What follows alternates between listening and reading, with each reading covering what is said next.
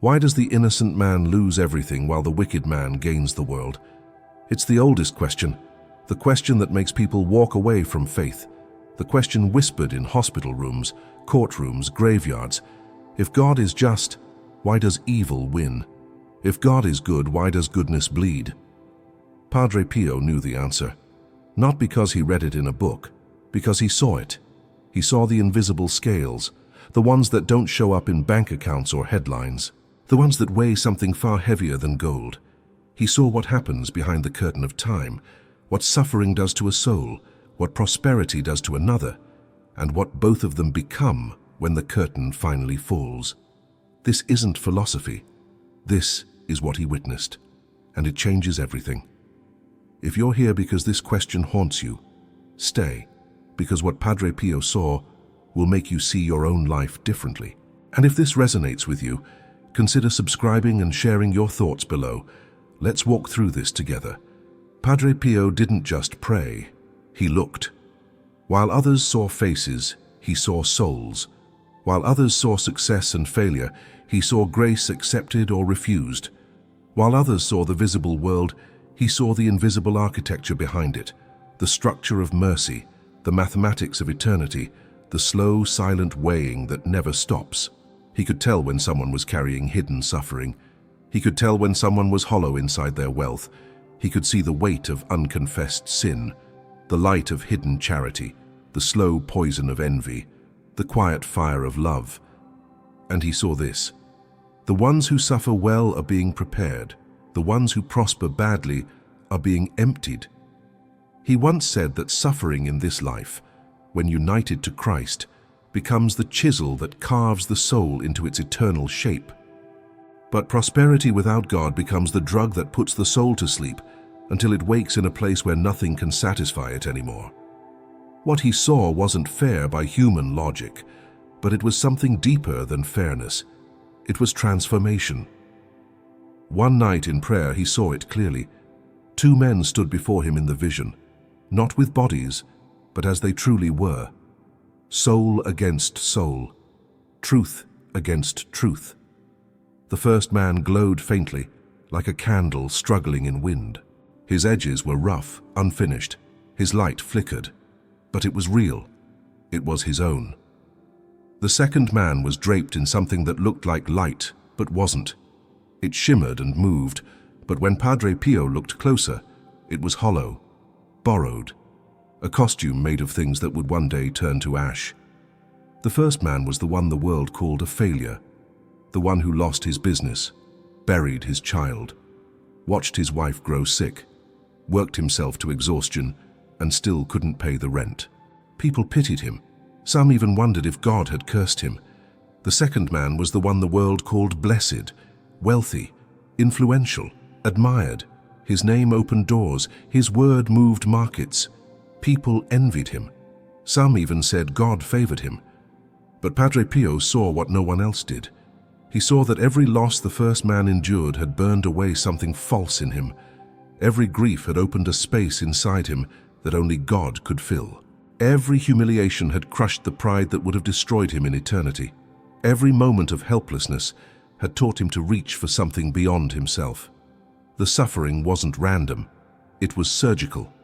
And the man didn't know it yet, but he was becoming someone heaven could hold without breaking, someone whose soul could endure the weight of infinite love without shattering, someone who had learned, through tears, what most people never learn through comfort, that God alone is enough. The second man had everything, and that was the problem. Padre Pio saw that every success had thickened the shell around his heart. Every victory had fed the illusion that he didn't need grace. Every compliment had made him a little more hollow. Every deal had pulled him further from the one transaction that mattered, the giving of himself. He wasn't evil in the obvious way. He went to church sometimes, gave to charity when it looked good, said the right words, but his soul was asleep, comfortable, never hungry enough to seek what it was made for. And the terrifying part? He didn't feel cursed. He felt blessed. That's what Padre Pio saw. That prosperity without God is the most dangerous gift. Because it makes you think you're fine. It makes you think you're winning. right up until the moment when all of it is taken away and you realize you never built anything that could last. The vision continued. Time moved forward in that strange way visions have, years compressed into moments. And Padre Pio watched what became of both men. The first man kept suffering, but something in him had changed. He stopped asking why. He started asking who. Who is with me in this? Who holds me when I fall? Who gives meaning to what I cannot understand? And slowly, painfully, he found the answer. Not in words, in presence, in the quiet, steady companionship of God in the dark. His prayers became simpler. His heart became softer. He stopped clinging to what he'd lost and started giving away what little he had. And every time he gave, something grew in him. Something the world couldn't see, but heaven could. He wasn't healed. His circumstances didn't improve. But he was being filled with something that didn't depend on circumstances. The second man kept prospering, but the shell kept thickening. He started needing more to feel anything. More money, more power, more approval. And when he got it, it satisfied him less. The hunger grew. The emptiness widened. And because he never lacked anything, he never sought the only thing that could have filled him. Padre Pio saw him surrounded by people, but completely alone. He saw him praised by thousands, but never truly known. He saw him owning so much, but possessing nothing that would survive the grave. And then the vision showed what came after, not judgment in the angry sense, but revelation, the moment when both men saw themselves as they truly were. The first man stood before infinite light, and the light didn't burn him, because suffering had already done its work. It had made him permeable to grace. It had carved out the space where love could live. He wasn't perfect. He was scarred. But the scars had become openings, and what filled those openings now was something he couldn't have imagined. Not happiness in the shallow sense, but joy. The kind that doesn't depend on anything being easy. The kind that comes from finally being home. The second man stood before the same light, and it was unbearable. Not because the light was cruel, but because he had spent his whole life avoiding it. He had built a self that couldn't survive in the presence of truth. And now that self was dissolving, and there was almost nothing underneath. He wasn't being punished. He was being revealed. And the revelation was agony. Because the prosperity that seemed like a blessing had actually been a delay, a distraction, a curtain that kept him from seeing what he was becoming. And now the curtain was gone, and he saw it. And it was too late to rebuild. This is what Padre Pio understood, and what most of us don't. Suffering isn't the opposite of blessing. Sometimes it is the blessing, and prosperity isn't the sign of God's favor.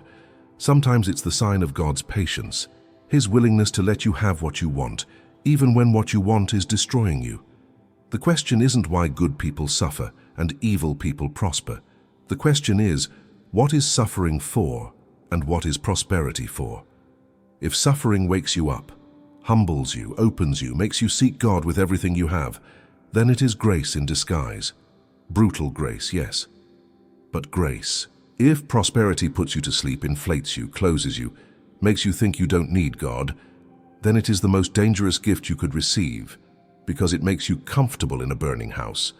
God doesn't cause suffering to be cruel, but He allows it because sometimes the only way to save a soul is to break it open, to strip away everything false so that what's true can finally grow. And He doesn't withhold prosperity to be stingy, but He allows it to test whether a soul will choose Him or choose the gifts, whether it will use what it has to love or use what it has to hide. Padre Pio saw people who lost everything and found God, and he saw people who gained everything and lost themselves. He saw that the scales of eternity don't measure what you have, they measure what you became through what you had or didn't have. Did your suffering make you bitter, or did it make you love? Did your comfort make you generous, or did it make you numb? That's the question that echoes in the vision. And it's the question that echoes in your life right now. There's a man who watches his child die, and in that unbearable darkness, he learns to cry out to God in a way he never did before. And that cry becomes a prayer that reaches deeper than any prayer he prayed when life was easy. And that prayer changes him, shapes him, prepares him for a kind of intimacy with God that comfort could never teach. There's a woman who loses her health, her independence, her dignity, and in that stripping away she discovers that she is more than her body, more than her abilities, more than what people see. And she starts to live from a place so deep that suffering can't reach it anymore. These aren't people who deserved suffering, but suffering became the path they walked into God. And then there's the man who built an empire and never once asked what it was for, who spent his whole life adding to himself and never once gave himself away, who had everything the world could offer and nothing the soul needs. He didn't seem cursed, but Padre Pio saw the curse hidden inside the blessing, the comfort that kept him from ever being uncomfortable enough to change, the success that kept him from ever failing into grace. This is the mystery Padre Pio witnessed, and it's the mystery we're living inside of right now. If you're suffering, you might be being saved. If you're prospering, you might be being tested. The suffering person is being carved. The prosperous person is being trusted with something dangerous. And both will be revealed, not by what they had, but by what they did with it, not by what happened to them, but by who they became through it. This is why Padre Pio could look at someone everyone pitied and see a saint being formed, and why he could look at someone everyone admired and see a soul that was quietly dying. Because he didn't see the surface. He saw the direction, the trajectory, the slow, steady movement toward God or away from him. And he saw that suffering could be the gravity that pulls you toward God, if you let it. And prosperity could be the centrifugal force that flings you away from him, if you're not careful. What you're going through right now, whatever it is, loss or gain, pain or ease, it's not meaningless. It's the chisel or the test, the breaking or the trusting. The question God is asking you without words: will you let this shape you into love, or will you let it harden you into something else? If you're the one who's suffering, know this: it's not because God hates you. It might be because he's preparing you for something your current self couldn't hold. Something so bright, so heavy, so real, that you have to be made strong enough to carry it.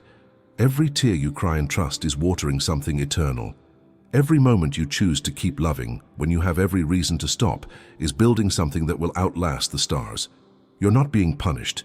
You're being trusted with the hardest, holiest work, becoming someone who can love like God loves. And that doesn't happen in comfort. If you're the one who's prospering, know this: you've been given something precious and dangerous. You've been given the freedom to choose God without being forced to. You've been given enough comfort that you could forget him entirely and still be fine, for a while.